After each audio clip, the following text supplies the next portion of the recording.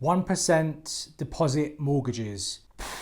Where do I start? Hope you guys are in for a bit of a rant because there is one well on its way. Hi everybody, it's Sam here. Welcome to my channel. Today, I'm going to be talking about the 1% deposit mortgages that are being touted around by Rishi Sunak as potentially a way to kickstart the property market. Well, I'm here to tell you that it could be the stupidest idea since this.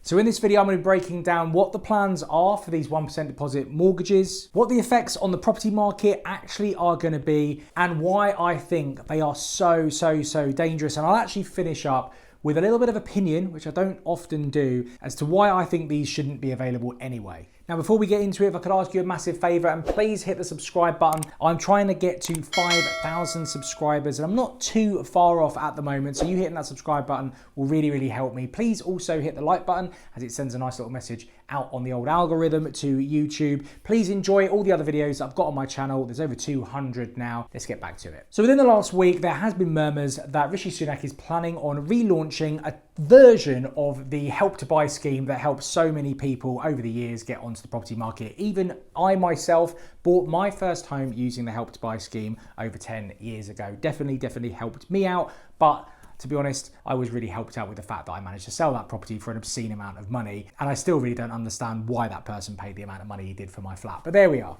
Essentially, the scheme was a way of helping first-time buyers to get onto the property ladder. It was exclusively for new build properties. So it also helped developers sell properties. So there was an economic benefit as well. But you very much had to put down a half-decent deposit of 5% in order to get onto the scheme. It was also means tested, meaning not everyone had access to it, only those that really did need it. Now, the upgraded version of the scheme is taking it a little bit further, and instead of having to put down a 5% deposit, you'll just have to put down a measly 1% deposit. Now, at the moment, the property market is suffering a little bit because the base rate has obviously gone through the roof over the last 12 months, which means mortgage rates have followed. The higher that mortgage rates are, the harder it is to get a mortgage because it's harder to fit within lenders' affordability criteria. And that has led to a number of first-time buyers and home movers moving out of the market to buy a property and deciding instead to go and rent. And that's why rents have gone up so much over the last 12 months as well. So with an imbalance in the supply and demand that we usually see, where supply is massively outweighed by demand, meaning that property prices go through the roof, we've seen a stagnation and in many areas actually a correction or dip in the property market. Now, what do you think is going to happen if suddenly a load of people can actually access finance to buy at their own home with only a 1% deposit? Well, you've guessed it, a lot more people are going to be able to do so. It means suddenly we're going to have a ton more competition, and that is going to drive property prices up again. This isn't really good for anyone. The correction that we've been seeing over the last year or so has actually been, I think, quite good because the huge boom that we've seen in prices over the last 5 years or so have finally been able to sort of catch up with the market itself.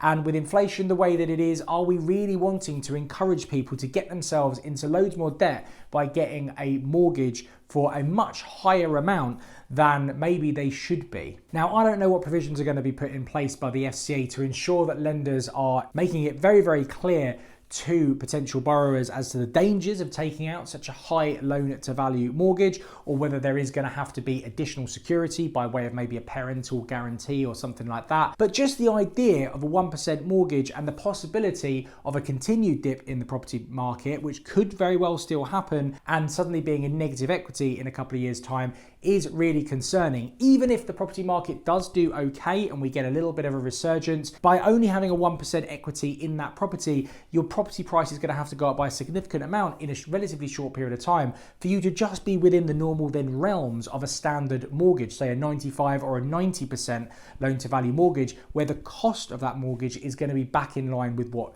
the market generally is. This could end up leading to a bit of a disaster whereby a ton of people in 2 to 5 years' time are then still leveraged at that sort of 98, 97, 96% loan to value kind of area. Because don't forget, at the beginning of a repayment mortgage, most of your payments are going into paying interest, not the balance. So you're not making huge inroads into your balance in your first couple of years.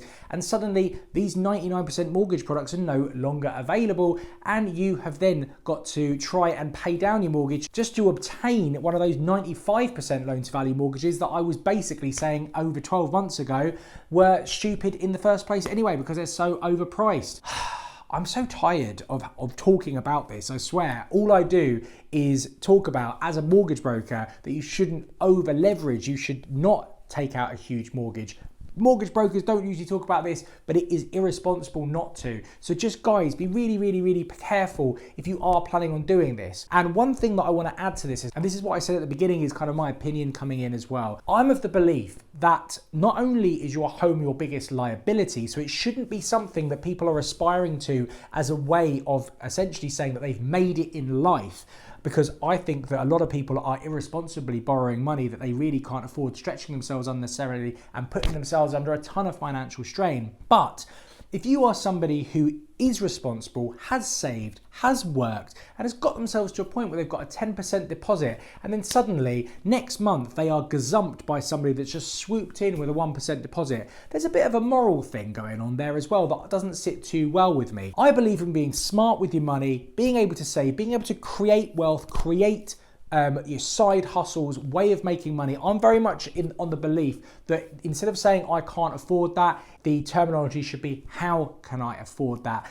And there are a ton of people in the UK that have that attitude, that have worked hard over the last 2 to 3 years to build themselves a deposit and are now going to get gazumped on the house of their dreams by somebody that's just come along and hasn't had to work. Now, my thought process, my mentality on this is very similar to this idea of people that win the lottery suddenly go bankrupt 2 to 5 years later. And the reason for that is because they're not financially literate. They don't know what to do with that money. So they go and spend it irresponsibly, they get themselves into a bit of a tiz, and ultimately they end up losing the lot.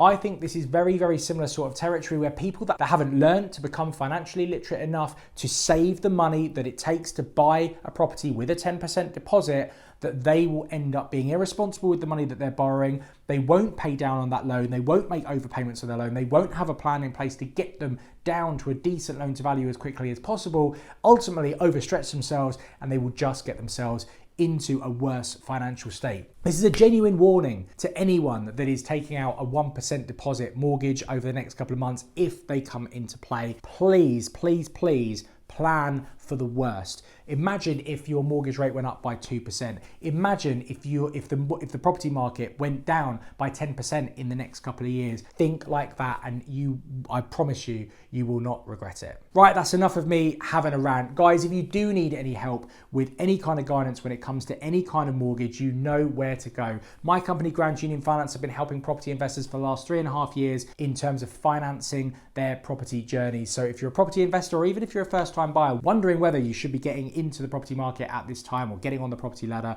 then please do use the link down in the description below, where you will be able to get straight through to the inquiry form on our website and get in touch with one of our amazing brokers. Guys, as I said before, if you haven't already, please do consider subscribing to the channel. And if you have already subscribed, or even if you haven't and you've enjoyed this video, then YouTube is working its little algorithm to get another video up on the screen any second now, probably up in one of these corners. So please enjoy that. And as I said, consider subscribing. See you on the next one.